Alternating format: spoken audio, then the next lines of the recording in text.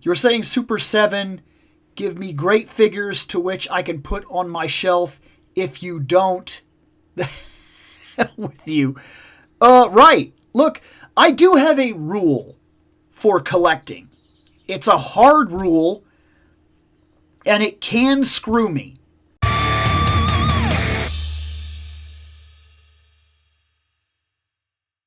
I have a one chance rule.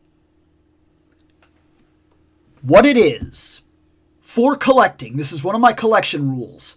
The one chance rule says that I find a line that I find interest in, and I know that it's something that I could dive.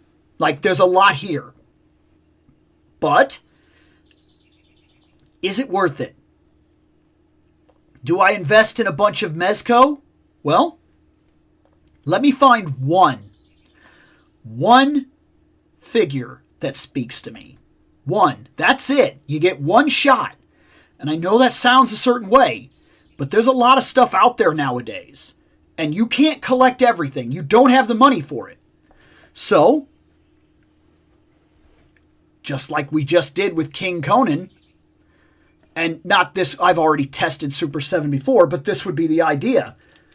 And actually it makes sense. Super 7 Ultimates Conan. Do I want to dive into this? Well, you find one figure that makes sense. He speaks to you. There's something about it. Okay, if I'm going to test the line, it's this. You buy that one figure. I look it over. I check it out. I get an initial impression from it, and I make a decision at that point. Do I go further into the line? Has this caught my attention enough to go into the line? Now, I've done this before, and it has bricked my collecting. Like, I did this with Mezco. I bought Wonder Woman. I checked her out. I thought she was fine. Then I stuck with her for a little while. And I started realizing a lot of things about her that I didn't like. I didn't like the way her neck was. I know that's weird, but it didn't seem right. She seemed like she had giraffe neck after messing with her for a little while. I didn't like the way that she fell over all the time. I didn't like the way that she felt unbalanced. I didn't like the way that her stuff fit in her hands. I didn't like the way that she felt sticky. I know that's a weird comment, but they used some sort of paint on her in the red and gold areas. And when you touch her, it feels like your hands kind of got to peel off of her a bit, like, and I hate it. I hate it. I know it's a paint issue because years ago there was a Captain Kirk that I bought, and he had a phaser that somebody had tried to customize. They tried to paint it like perfect, like the perfect thing. Basically, they used a paint. And I remember that phaser had the exact same effect. This phaser felt sticky because of that paint. And I really, really disliked it. Now, on top of that, I've also bought into things with this aspect and had to wait a very long time and miss out on a lot. I currently have a Mythic Legions that was supposed to have come out like last year. And she's been pushed back and pushed back and pushed back. And she's a barbarian warrior elf. That's the one that speaks to me. And I've had a couple people on these lives, on this channel, say, oh no, man, you got to jump into Mythic Legions. You got to try something else. I know that that's the one that speaks to you, but my advice is I would try this. These ones are coming out. They're coming out right now. You could get in there. I get it. I get that you're a fan and you want somebody else to jump in, but when you set collection rules, you follow them. I get it.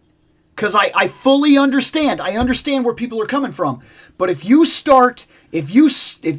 create a collection rule for yourself, and then you get yourself into the habit of skipping over that rule, well, you know what?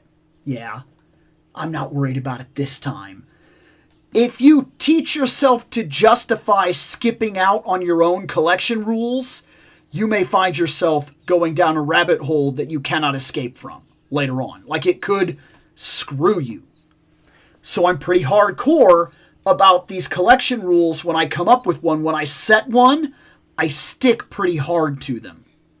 I have a collection rule for Ninja Turtles. I have a collection rule for how my money works. I have a collection rule for when I retire figures and things of that nature. And I have a collection rule about how I get into a line. I gotta find one figure that makes me go, all right, you have my attention. And I buy it, and I try it out. If that one figure works, I'm in the line. I'll start giving you a chance. If I buy your figure and I find out later on that it doesn't work, that I'm not feeling it, then I'm out. If you spend $20 here, you cannot spend $20 here. If you fill this space here, you can't fill it with anything else. So, you can't collect everything. You can't do everything. My collection is always going to be different from yours. Your collection will always be different from mine. What I enjoy doesn't necessarily mean you will enjoy it. And why I like a thing or accept the flaws to a thing maybe is not okay with you. And that's fine. That's the thing about collecting, is we'll all do it for different reasons. Our collections are bound to look different. And as I've said, another part of my collection rules, to go a little further into this, every single item in my collection must have a viable story. Something that pertains to why it is in here in the first place. And if that story doesn't exist, it's got to go. It doesn't have a purpose here. It's got to go. I don't just complete lines because, oh, I got to get all the figures, got to get them. It's got to speak to me. There's got to be a purpose while I'm buying the thing. If there's not, I'm not a completionist like that. And in so saying that, I have bought figures like that Wonder Woman, and it kicked me out of Mezco for a long time. Until I waited, and I waited a good long time, until they said they were releasing King Conan. And so I said, okay, I've given it a very long time, a couple of years, where people would go, oh man, Mezco, and I'd be like, not interested. I tried. I gave it my one figure. It didn't work. I'm done. And that hits for a long time. If you mess a figure up that spoke to me, that I wanted it, that I got it, that then I figure out it's not worth my time, and I'm even at the point of selling or getting rid of that figure because it just didn't work, I'm out for a long time. If I feel like I've seen actual improvement in the thing that I have as opposed to what I see, because toy lines advance all the time. Maybe it took a couple of years for you to get to a point where now I'm interested again. Well, King Conan did it. And I bought the King Conan. And then comes my other part of this one figure rule. And this one is a tough one. Because my one figure rule determines whether or not I'm jumping into your line. You got one chance to impress me. You don't, I'm done. I'm going to another figure line. There's plenty of them out there. If I buy a Conan, if I buy a Red Sonja, these two properties are very big for me. If I would have bought a Mezco Conan and it would have been trash, I'm done. And I don't mean done like I'll check back in a couple years. I'm done. You're done. With Conan, you get one shot. One. You gotta pass the bar. And if you don't pass it, I don't want anything else from your line. Nothing. If you do a Conan tribute, and I blatantly know that's what it is, and I buy it, and it doesn't pass that bar, I'm done. I know that's harsh, but we have collection rules and we create standards. And one of my standards is Conan and Red Sonja. If you screw those up, I am no longer interested in any of your line. So,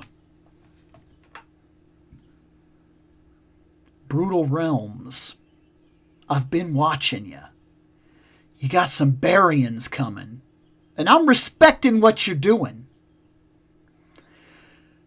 But I did notice you got this character, Crowman.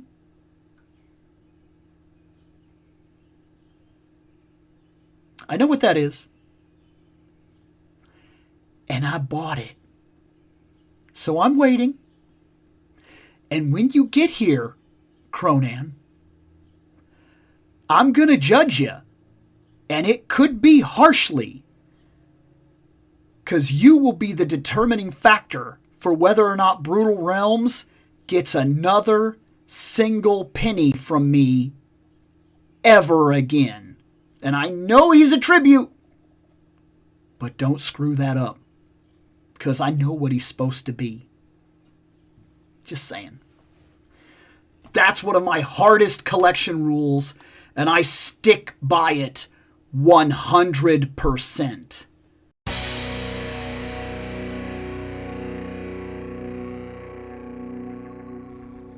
I have spoken. Take what you will from it.